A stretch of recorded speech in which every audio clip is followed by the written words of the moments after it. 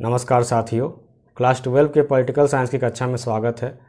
हम लोग पढ़ रहे हैं समकालीन विश्व राजनीति और समकालीन विश्व राजनीति का यह तीसरा चैप्टर है और हमारे चैप्टर का नाम है समकालीन विश्व में अमेरिकी वर्चस्व। अमेरिका का वर्चस्व 1945 ईस्वी अर्थात द्वितीय विश्व युद्ध की समाप्ति के बाद ही शुरू हो गया था, लेकिन 1990 में जब यूएसएसआर का विघटन हो गया तो ये वर्चस्व और भी ज़्यादा हावी हो गया, अर्थात दुनिया अब यूनिपोलर हो गई, एक ध्रुवीय हो गई। अमेरिका को चुनौती देने वाला कोई नहीं था और अमेरिका ने अपना वर्चस्व प्रथम खाड़ी युद्ध अर्थात इराक के साथ युद्ध में दे दिया था। लेकिन 2001 ईस्वी में अमेरिकी वर्चस्व को चुनौती मिली।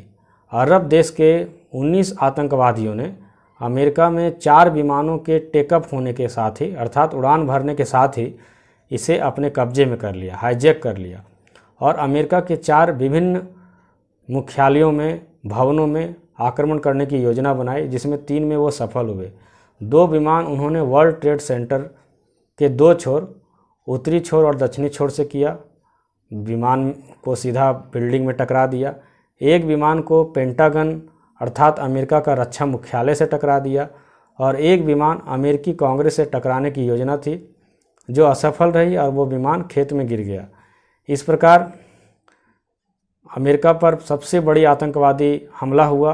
अमेरिका के लोगों ने इस प्रकार का हमला नहीं देखा था। अमेरिका के लोगों ने इसकी तुलना 1814 और 1941 की घटना से किया। 1814 ईस्वी में ब्रिटेन ने वाशिंगटन डीसी में आगजनी की थी, जबकि 1941 में जापान ने द्वितीय विश्व युद्ध के समय अमेरिका के पर्ल हार्बर पर हमला किया था। मगर ये 9/11 की घटना दोनों घटनाओं से भिन्न है। यह प्रश्न बहुत ही इम्पॉर्टेंट है, बोर्ड के एग्जाम में पूछा भी जा चुका है कि 9/11 से आप क्या समझते हैं। इसे 9/11 इसलिए कहते हैं क्योंकि ये सितंबर महीना में हुआ था और सितंबर 9वां महीना होता है। अमेरिका में महीना पहले लिखा जाता है और दिनांक जो डेट होता है वो पीछे लिखा जाता है, इसलिए इसे 11/9 नहीं लिख करके 9/11 लिखा जाता है। तो 9/11 को यह घटना हुआ, पूरा अमेरिका दहल उठा और अमेरिका के राष्ट्रपति उसमें जूनियर बुश अर्थात जॉर्ज डब्ल्यू बुश थे, जिनके पिताजी पहले गल्फ वार के समय अमेरिका के प्रेसिडेंट हुआ करते थे। तो जॉर्ज डब्ल्यू बुश ने इस घटना को बहुत ही गंभीरता से लिया और इसका बदला लेने का सोचा। उन्होंने एक ऑपरेशन चलाया जिसे ऑपरेशन एंड्यूरिंग फ्रीडम कहा गया। तो ऑपरेशन एंड्यूरिंग फ्रीडम क्या है, यह भी बहुत ही महत्वपूर्ण प्रश्न है और 2017 के बोर्ड में पूछा जा चुका है। तो ऑपरेशन एंड्यूरिंग फ्रीडम जो है 9/11 की घटना का एक बदला था। तो इस बदला लेने के लिए अमेरिका ने अल कायदा पर और अफ़गानिस्तान के तालिबान शासन को जिम्मेवार ठहराया और उन्होंने अफ़गानिस्तान पर भी हमला किया और अल कायदा के आतंकवादियों को पूरे दुनिया में ढूंढ ढूंढ करके गिरफ्तार किया गया, मारा गया और इन आतंकवादियों को ना तो उनके गिरफ्तारी की सूचना ना तो उनके सरकार को दी गई, इनको ना तो उनके देश का कानूनी संरक्षण प्राप्त हुआ, ना तो अमेरिका के कानूनी संरक्षण प्राप्त हुआ और ना ही कोई अंतर्राष्ट्रीय कानून से संरक्षण प्राप्त हुआ। अर्थात अमेरिका ने अपना बदला पूरे अपने हिसाब से लिया। तो ये 9/11 की घटना ने पूरे अमेरिका को दहला दिया और हम कह सकते हैं कि 9/11 ने अमेरिका के नज़रिए को बदल दिया।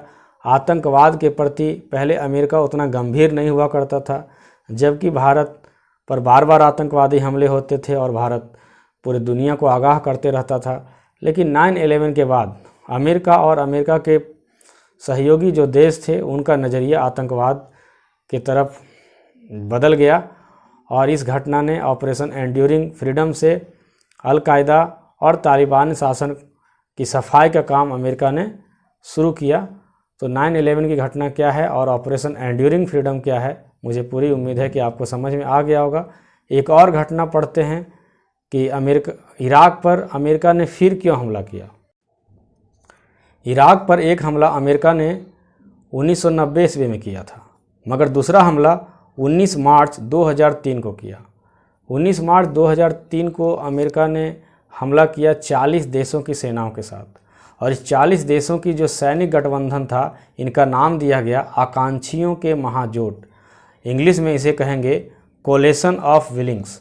तो कोलेशन ऑफ विलिंग्स में 40 देश की सेनाएं थी जिन्होंने 19 मार्च 2003 को अमेरिका पर हमला कर दिया, इराक पर हमला कर दिया। तो इराक पर हमले का कारण क्या था?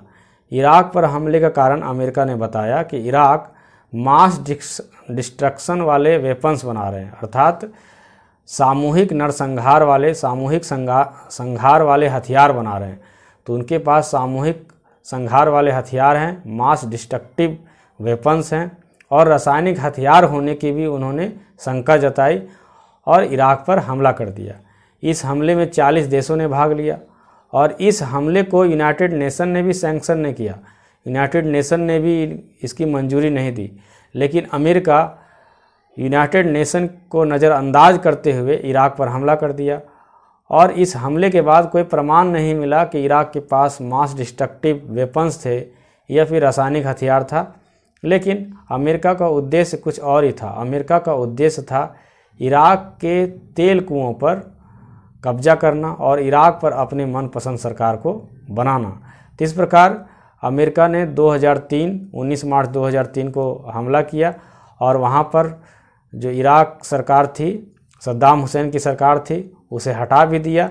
लेकिन इस घटना के बाद भी इराक ने वहाँ पर शांति स्थापित नहीं कर पाया, कोई वैकल्पिक व्यवस्था अमेरिका नहीं कर पाया और अशांति बनी रही, विद्रोह भड़क उठा और आज भी इराक में पूर्ण रूप से शांति नहीं है।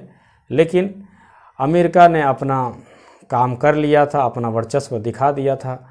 तो हम लोग दो घटनाओं को देखें, 9/11 की घटना और फिर इराक पर 2003 वाली घटना। इन दोनों घटनाओं से अमेरिकी वर्चस्व का सबूत मिलता है। अब प्रश्न उठता है कि ये वर्चस्व क्या है? वर्चस्व को अंग्रेजी में हेगेमोनी कहते हैं। तो हेगेमोनी क्या है? तो हेगेमोनी एक पॉलिटिकल वर्ड है, राजनीतिक भाषा में कहते हैं कि जब दुनिया में ताकत का केंद्र एक ही रह जाता है तो उसे हेगेमोनी कहते हैं। वैसे हम लोग एक ध्रुवीय विश्व कहते हैं, लेकिन इसे अंतर्राष्ट्रीय राजनीति की भाषा में हेगेमोनी कहते हैं। तो अमेरिकी हेगेमोनी की शुरुआत हो गई। दुनिया की जो राजनीति है, अगर उसे आप समझना चाहते हैं तो शक्ति की राजनीति को समझना होगा कि शक्ति किन देशों में या किन गुटों में स्थित है। जहाँ पे शक्ति है वो राजनीति का मुख्य खिलाड़ी वहीं पर होंगे, वही राजनीति में सक्रिय भूमिका निभाएगी, ये चाहे घरेलू राजनीति हो या विश्व राजनीति हो। तो हेगेमोनी शब्द आप लोगों ने समझ लिया कि हेगेमोनी अर्थात वर्चस्व। तो अमेरिकी वर्चस्व की शुरुआत हुई 1990 के बाद। अब अमेरिकी वर्चस्व के क्या क्या स्रोत हैं? सैनिक स्रोत, सांस्कृतिक स्रोत या फिर आर्थिक वर्चस्व। तो आर्थिक वर्चस्व, सैनिक वर्चस्व और सांस्कृतिक वर्चस्व के चर्चा हम लोग अगले वीडियो में करेंगे। तत्काल हम लोग वर्चस्व को समझ लिए, 9/11 समझ लिए और इराक पर 2003 के हमले को भी समझ लिया। फिर मिलते हैं हम लोग अगले वीडियो में। तब तक के लिए धन्यवाद। और अगर आपको यह वीडियो पसंद आया हो तो इसे लाइक करें, सब्सक्राइब करें, शेयर करें और कमेंट अवश्य करें।